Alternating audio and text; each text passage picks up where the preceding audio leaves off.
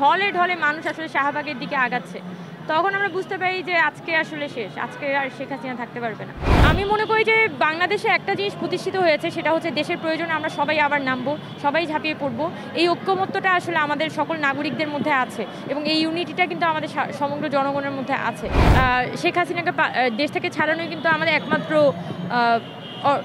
আমাদের একমাত্র উদ্দেশ্য ছিল না। এই দেশটাকে আমূল পরিবর্তন করা, এই দেশটার আমূল সংস্কার করা এবং একটা গণতান্ত্রিক রূপান্তর কিন্তু আমাদের একটা বড় ধরনের স্বপ্ন ছিল এই অভ্যুত্থানের সময়ে। গত 2024 সালের যে জুলাই আগস্টের অভ্যুত্থানটি ছিল, সেটা সূচনা হয়েছিল প্রথমত 5 জুন থেকে, যখন বাংলাদেশের হাইকোর্ট একটি রায়ের দেওয়ার মাধ্যমে 56% যে কোটা ব্যবস্থা ছিল আমাদের সরকারি চাকরিতে, সেই সরকারি চাকরির 56% কোটা ব্যবস্থা পুনর্বহাল করে।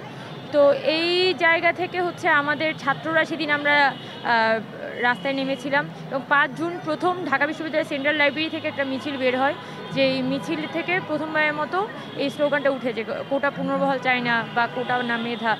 এবং পরবর্তী 6 তারিখ থেকে মূলত আমি হচ্ছে ব্যক্তিগতভাবে আন্দোলনের সাথে যুক্ত হই।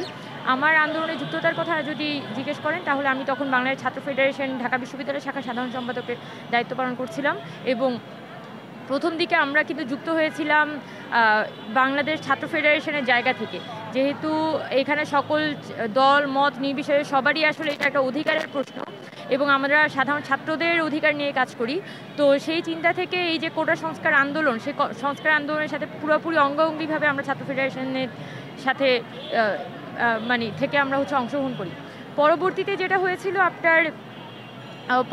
যেটা হয়েছিল যে কয়েকদিন মিছিল করার পরে, বিশেষত 9 জুন যখন আমরা দ্বিতীয় মিছিলটা করি, তখন আমরা যেটা টের পাই যে এখানে নারী শিক্ষার্থীদের অংশগ্রহণটা অনেকখানি কম।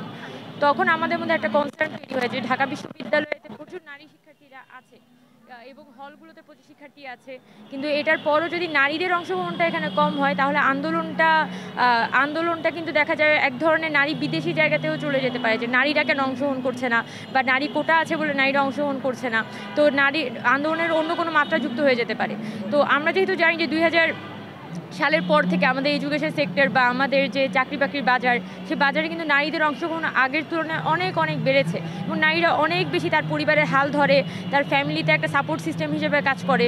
তো সেই জায়গা থেকে সকল নারীরই কিন্তু একটা প্রেফারেন্স থাকে যে সরকারি চাকরি বা ব্যাংক জব বা দেখা যায় একটা শিক্ষকতা চাকরি যদি তারা করতে পারে, তাহলে দেখা যায় পরিবারের সময়টাও তারা যেমন পরিবারের দায়িত্বটা যেমন তারা পালন করতে পারছেন, একই সাথে তারা প্রফেশনাল দায়িত্বটা পালন করতে পারেন। এক ধরনের অর্থনৈতিক স্বাধীনতাও কিন্তু অর্জিত হয়। তো 2010 সালের পর থেকে আমরা দেখছি কর্মক্ষেত্রে নারীর অংশগ্রহণ অনেকখানি বেড়েছে। তো যখন প্রথম দিকে আমরা দেখছি যে এখানে নারীরা আসলে ওই হারে আন্দোলনে যুক্ত হচ্ছে না, তখন ছাত্র ফেডারেশনের বাইরে এসে আমরা একদমই সাধারণ ছাত্রের জায়গা থেকে ভাবি যে আমরা তো আসলে চাই যে নারীরাও এখানে একইভাবে অংশগ্রহণ করুক, নারীদের আসাটা অনেক জরুরি। তখন আমি এবং আমার হলের একটা মেয়ে রুকু আক্তার, আমরা প্রথম পরিকল্পনা শুরু করি যে কীভাবে করে হল থেকে মেয়েদেরকে নিয়ে আসতে পারি এবং প্রথমে 1 জুলাই আমরা হলের মধ্যে আমরা 2-3 জন আমরা একত্রিত হই এবং চিন্তা করতে থাকি যে কীভাবে মেয়েদেরকে আমরা একত্রিত করব। আমরা হল গ্রুপে একটা পোস্ট দিই, একটা হোয়াটসঅ্যাপ গ্রুপ খুলি এবং হল গ্রুপে পোস্ট দিয়ে আমরা মেয়েদেরকে বলি যাতে সবাই আসে। তো প্রথমে তো শুরু হয়েছিল যে ছাত্র ফেডারেশন হিসেবে আমি যুক্ত হয়েছিলাম, কিন্তু আমি যেহেতু কবি সুফিয়া কামাল হলে একজন আবাসিক শিক্ষার্থী এবং ঢাকা বিশ্ববিদ্যালয়ের একজন শিক্ষার্থী এবং সারা বাংলাদেশ থেকে স্টুডেন্টরা কিন্তু মোবিলাইজড হচ্ছিল এই আন্দোলনে, তখন কিন্তু আমরা একদমই সাধারণ ছাত্রের জায়গা থেকে, একদমই সাধারণ ছাত্রের যে দায়িত্ব, সেই জায়গা থেকে কিন্তু আমরা যুক্ত হয়েছিলাম এবং আমরা আমাদের প্রধান উদ্দেশ্যটাই ছিল যত বেশি নারীদের পার্টিসিপেশনটা বাড়ানো যায়। পরবর্তীতে যখন আমরা নারীরা সবাই একসাথে একজোট হই, এরপর 6 জুলাই থেকে 1 থেকে 5 জুলাই পর্যন্ত কিন্তু নারীদের অংশগ্রহণ যতটুকু না ছিল, 6 জুলাই থেকে নারীদের অংশগ্রহণ একেবারে দেখা যাচ্ছে মিছিলের 50-60% স্টুডেন্ট দেখা যাচ্ছে নারী হয়ে যাচ্ছে। তো এই যে নারীদের স্বতঃস্ফূর্ত অংশগ্রহণ, এটা কারণ ছিল আমরা মেয়েদেরকে চেষ্টা করতাম সর্বোচ্চ পর্যায়ে অর্গানাইজ করা, পাশাপাশি পাশে যে মেয়েদের বদ্রীন্নেসা কলেজ আছে, ইডেন কলেজ আছে, সেখান থেকেও মেয়েরা অর্গানাইজড হয়ে মিছিলগুলো আসতো।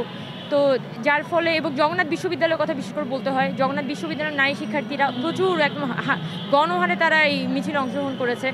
তো এইটা খুবই স্বতঃস্ফূর্ত, দেখা গেছে আমরা আমাদের ছাত্র হিসেবে আমাদের দায়িত্বটা পালন করার জন্যই ওই সময় মূলত এই আন্দোলনে যোগ দিয়েছিলাম। আন্দোলন চলাকালে তখন মনে হয়েছিল যে ভয়ের স্মৃতি, যে এখন হয়তো খুব খারাপ পরিস্থিতির দিকে যাচ্ছে, তখন আসলে রাজপথের স্মৃতিগুলো।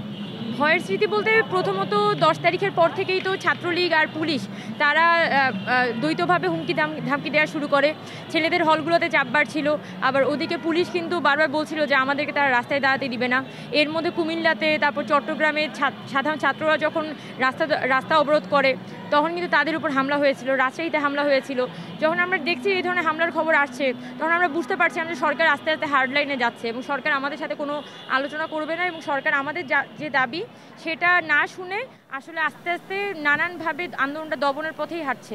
সেটা একটা হিন্ট আমরা পেয়েছিলাম 11 জুলাই, যখন গভর্নমেন্টের যে হাইকোর্টের যে অ্যাপিলের ডিভিশনে একটা শুনানি হয় এবং শুনানি হয়ে পরবর্তী শুনানি দেখা যায় প্রায় 3 সপ্তাহ পিছিয়ে দেওয়া হয়। তো এই যখন আমরা দেখতে পাচ্ছি সরকার বারবার কালক্ষেপণ করছে, তখন আমরা বুঝতে পেরেছিলাম যে সরকার আসলে সময়ক্ষেপণ করছে। তবে 14 জুলাই যখন শেখ হাসিনা, এক বাংলা ট্রিবিউনের একটা রিপোর্ট ছিল যে শেখ হাসিনা সবাইকে রাজাকারের নাতিপুতি বলছে এবং খুবই ভয়াবহ একটা রিপোর্ট ছিল। আমরা স্টুডেন্টরা অনেক হতাশ হয়ে যাই এই রিপোর্টটা পড়ে এবং সেই সময় থেকে একটা প্রতিরোধ, একই সাথে একটা আতঙ্ক, সব কিছুই কিন্তু মিশে যায় যে সরকার এখন একদমই হার্ড লাইনে গিয়ে আসলে এই আন্দোলনটা দমনের চেষ্টা করবে, এটা আমরা বুঝতে পেরেছিলাম। প্রথম দিকে কথা মানে আমাদের একটা গ্রুপ ছিল কোটা পুনর্বহাল চাই না। তো এই কোটা পুনর্বহাল চাই না এই গ্রুপটার মধ্য দিয়ে কিন্তু প্রতিদিনের কর্মসূচি ঘোষণা করা হতো এবং দেখা যেত কর্মসূচি ঘোষণার আগে এই গ্রুপে আসলে অ্যাডমিনরা জিজ্ঞেস করতো যে তারা পরের দিন কী কর্মসূচি ঘোষণা করবে এবং সেটার ভিত্তিতে অপিনিয়ন নিয়ে দেখা যেত একটা থাকতো, একটা কর্মসূচি ঘোষণা করার একটা টেন্ডেন্সি থাকতো।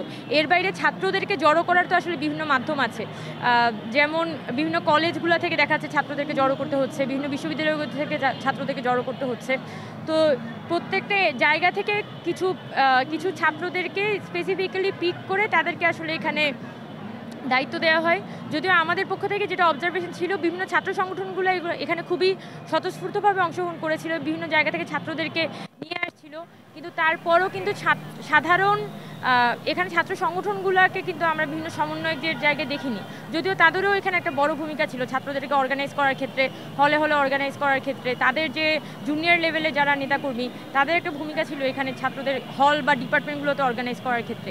এবং সেটা শুধুমাত্র ঢাকা বিশ্ববিদ্যালয়ে না, রাজশাহী বলি, চট্টগ্রাম বলি, বরিশাল বলি, কুমিল্লা বলি, সকল যে বিশ্ববিদ্যালয়ব্যাপী আন্দোলন হচ্ছিল সব জায়গাতেই আমরা দেখেছি যে সাধারণ ছাত্ররাও যেমন ছিল, ছাত্র সংগঠনগুলো একটা খুবই ক্রুশিয়াল রোল প্লে করেছিল।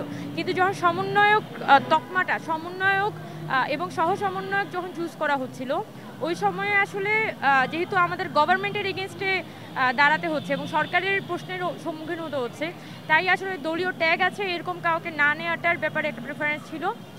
তাই দেখা গেছে যে আন্দোলনকারীদের মধ্যে বা সংগঠকদের মধ্যে যাদের দলীয় ট্যাগ নেই তাদেরকে সমন্বয়ক বা সহ সমন্বয়ক পদগুলোতে রাখা হচ্ছে। এর মধ্যে আমি হয়তো কিছুটা এক্সেপশনাল ছিলাম, তার কারণ আমি কবি সুফিয়া কামাল হলের যে নারী শিক্ষার্থীরা তাদের মধ্যে আমি সবথেকে সিনিয়র ইয়ারের ছিলাম। আমি মাস্টার্সের স্টুডেন্ট হিসেবে এই নারী শিক্ষার্থীরা আমরা একসাথে আসতাম। তো আমরা সংগঠন হিসেবে এখানে যুক্ত হই। তো ওই জায়গায় আসলে ছাত্র সংগঠনের পরিচয়টা খুব একটা গুরুত্বপূর্ণ ছিল না। তবে এটা বাদ দিলে দেখা গেছে যে একটা স্বতঃস্ফূর্ততা রক্ষার জন্য এখানে ছাত্র সংগঠনগুলোর থেকে ছাত্রদেরকে বেশি প্রাধান্য দেওয়া হয়েছিল। চূড়ান্ত মুহূর্ত যেই সময় শেখ হাসিনা এখান থেকে চলে গেলেন, পালিয়ে গেলেন, সেই সময়টা আসলে কিভাবে দেখেছেন তখনকার? শেখ হাসিনা যখন পালিয়ে গেল তার আগে থেকে বোঝা যাচ্ছে যে শেখ হাসিনা আসলে খুব বেশি দিন আসলে ক্ষমতায় থাকতে পারবে না। খুব সম্ভবত আমি যদি আমার স্মৃতির হাতড়াই তাহলে 1 আগস্টের কথা আমি বলতে পারি। 1 আগস্ট আমি বুঝে গিয়েছিলাম যে শেখ হাসিনা আসলে এই দেশে আর কোনোভাবেই থাকতে পারবেন না। অনেকগুলো কারণ আছে। আমি 1 আগস্টে আমি বিভিন্ন মিটিংয়ে গিয়েছিলাম। 1 আগস্টে ফার্মগেটে একটা দৃশ্য মাধ্যমের একটা প্রোগ্রাম ছিল সংস্কৃতি কর্মীদের, ওখানে শেখ হাসিনার পতনের স্লোগান হয়েছিল 1 2 3 4 শেখ হাসিনা গদি চার, স্বৈরাচার নিপাত যাক, গণতন্ত্র মুক্তি পাক। এরপর আমি যখন ক্যাম্পাসে যাই 1 আগস্টে, ওখানে ছাত্র শিক্ষকদের প্রোগ্রাম হচ্ছিল এবং আমরা ছাত্র শিক্ষকরা মিছিল করে যখন রাজু ভাস্কর্যের দিকে আসি তখন আমি স্লোগান ধরেছিলাম যে স্বৈরাচার নিপাত যাক, গণতন্ত্র মুক্তি পাক। এই স্লোগানগুলো দিতে দিতে আমরা বুঝতে পারছিলাম যে আসলে এই স্বৈরাচার আসলে খুব বেশি দিন থাকবে না। তবে যখন 5 আগস্টে শেখ হাসিনা পালিয়ে যায়, প্রথমে আমরা বিশ্বাস করি না যে শেখ হাসিনা পালিয়ে যাবে। আরও যেভাবে করে সে আসলে হত্যাযজ্ঞ চালাচ্ছিল মনে হয়েছিল যে আরও হয়তো 1 সপ্তাহ সর্বোচ্চ সে থাকতে পারবে, বাট সে তার সর্বস্বটুকু দিয়েই সে আসলে গদিতে টিকে থাকবে। শেষ পর্যন্ত যে সকল মিলিটারি বলি, সাধারণ জনগণ বলি, সকলের ফোর্সের মাধ্যমে যে এখানে শেখ হাসিনা দেশ থেকে পালিয়েছে, এটা বলা যায় যে জনগণ এক প্রকার মুক্তি পেয়েছিল সেদিন। কারণ যেভাবে আসলে গুলি করে মানুষকে হত্যা করছিল, এটা আনবিলিভেবল। আমরা যেটা অনুভব করছিলাম সেটা হচ্ছে যে শেখ হাসিনা পালাবে, শেখ হাসিনা গ্রেফতার হবে, শেখ হাসিনা মারা যাবে, হোয়াট এভার ইট ইজ, বা শেখ হাসিনা ক্ষমতায় থাকবে না, কিন্তু ফর হাউ মেনি ডেজ এটা আমরা আসলে বুঝতে পারিনি। এবং 5 আগস্টে যখন 12:30 বা 12টার দিকে যখন বিশেষত সম্ভবত 12:30 বা 1টার দিকে প্রথম টেলিভিশনে সার্কুলেট হতে থাকে যে সেনাপ্রধান ভাষণ দিবেন, তখন আমরা প্রথমবারের মতো বুঝতে পারি যে হয় দেশে কিছু একটা হয়েছে, হয় শেখ হাসিনা পালিয়ে গেছে, আর নাইলে দেশে সেনা শাসন হবে। আর তার আগেই যেভাবে করে গণজোয়ার আসছিল, আমরা তো বারবার বিভিন্ন জায়গায় খোঁজ রাখছিলাম, উত্তরা, তারপর সাভার, তারপর আপনার থেকে ওই যে এক্সপ্রেসওয়ে যেটা আপনার এয়ারপোর্ট রোড যেটা, তারপর আপনার যাত্রাবাড়ি, শনিরাখড়া, তারপর ধানমন্ডি, সায়েন্স ল্যাব, এই জায়গাগুলো থেকে যে ঢলে ঢলে মানুষ আসলে শাহবাগের দিকে আগাচ্ছে, তখন আমরা বুঝতে পারি যে আজকে আসলে শেষ, আজকে আর শেখ হাসিনা থাকতে পারবে না। তো মানে ওই সময় আসলে এখন অনেক কিছু অনুভব হয়, ওই সময় জিনিসগুলো খুবই মানে মনে হচ্ছিল এটাই স্বাভাবিক, এটাই বাস্তব। জায়গা থেকে আন্দোলন করেছে এবং সবারই একটা এজেন্ডা ছিল শেখ হাসিনার পতন, কিন্তু শেখ হাসিনার পতনের জন্য এক একজনের এজেন্ডা তো এক এক রকম ছিল। যারা পলিটিক্যাল অর্গানাইজেশন তাদের এজেন্ডা এক এক রকম ছিল, ছাত্রদের মধ্যেও অনেকগুলো পক্ষ ছিল। তো যেহেতু 5 আগস্টের পরে প্রশ্নটা হয়ে গেছে ক্ষমতা এবং পুরো ফিল্ডটা খালি, তো তখন আসলে শেখ হাসিনা দেশ থেকে পালিয়ে গেছে, এরকম একটা মুহূর্তে আসলে আমরা সবাই ওই সময়গুলোতে ঐক্যবদ্ধ ছিলাম, আগস্ট সেপ্টেম্বর মাস। বাট আস্তে আস্তে যেহেতু সবারই একটা স্বার্থের সম্পর্ক, সবাই আসলে দিন শেষে তার ঘরে ফেরত যেতে হচ্ছে। তো এরকম একটা পরিস্থিতি কিন্তু আমরা দেখেছি যে মানে দিন শেষে অভ্যুত্থানের যে একটা ঐক্যবদ্ধতা, সেটা কিন্তু কিছু টার্মিনোলজির মধ্যে আটকে গিয়েছিল। তো আমি মনে করি যে বাংলাদেশে একটা জিনিস প্রতিষ্ঠিত হয়েছে, সেটা হচ্ছে দেশের প্রয়োজনে আমরা সবাই আবার নামবো, সবাই ঝাঁপিয়ে পড়বো। এই ঐক্যমত্যটা আসলে আমাদের সকল নাগরিকদের মধ্যে আছে এবং এই ইউনিটিটা কিন্তু আমাদের সমগ্র জনগণের মধ্যে আছে। তবে আপনি যদি রাজনৈতিক ছোট অনেক বিষয়, যেমন রাজনৈতিক প্রশ্ন, সংস্কারের প্রশ্ন, এই প্রশ্নগুলোতে অনেক বেশি দ্বিধাবিভক্তি তৈরি হয়েছে।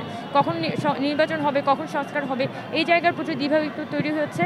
তবে একটা আশা তৈরি হয়েছে জনগণের মধ্যে যে এত বড় এক ফাইট যেহেতু আমরা করেছি জাতিগতভাবে, হয়তো সামনের দিনেও আমরা যে কোনো স্বৈরাচার, যে কোনো ফ্যাসিবাদ তৈরি হওয়ার আগে অজস্রবার এই দেশটা ভাবতে হবে এবং এই জাতিকে আসলে ভয় পাবে যে কোনো শাসক। এই উদাহরণ আমরা স্থাপন করেছি। একদম শেষ পর্যায়ে জুলাই অভ্যুত্থানের প্রাপ্তি এবং আগামী বাংলাদেশ নিয়ে প্রত্যাশা। অবশ্যই প্রাপ্তি বলতে পারি যে আমাদের যে জাতিগত ঐক্য আমরা দেখেছি, জাতি যে একসাথে প্রতিরোধ গড়ে তুলতে পারে, আমরা যে প্রতিবাদ করতে পারি, এই জায়গাটা আমরা স্থাপন করতে পেরেছি। এবং প্রত্যাশা যদি বলেন তাহলে আমাদের এই অর্জনকে আমাদের কিন্তু সুসংহত করতে হবে।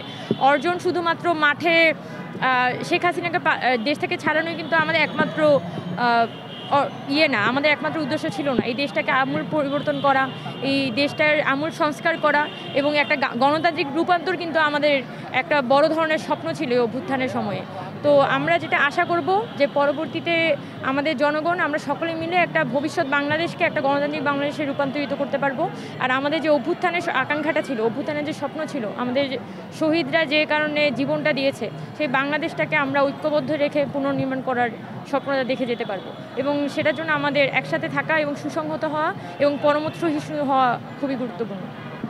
আমি মনে করি যে খুব একটা বাস্তবায়ন এখনও পর্যন্ত কি একদমই বাস্তবায়ন আসলে দেখতে পাইনি। আমরা যেটা আমূল সংস্কার আশা করেছিলাম, ছাত্র রাজনীতির ব্যাপারে ছাত্র সংগঠন এবং সাধারণ ছাত্রদের মধ্যে একটা দূরত্ব ছিল। আমরা আশা করেছিলাম যে ছাত্র রাজনীতির একটা সুরা হবে এবং বিশ্ববিদ্যালয়ের ক্যাম্পাসগুলোতে আগের ফরম্যাটে যাতে ছাত্র রাজনীতি চলতে না পারে, সেটার জন্য অবশ্যই প্রশাসনের নানান ধরনের উদ্যোগ থাকবে, সরকারের অনেক ধরনের উদ্যোগ থাকবে।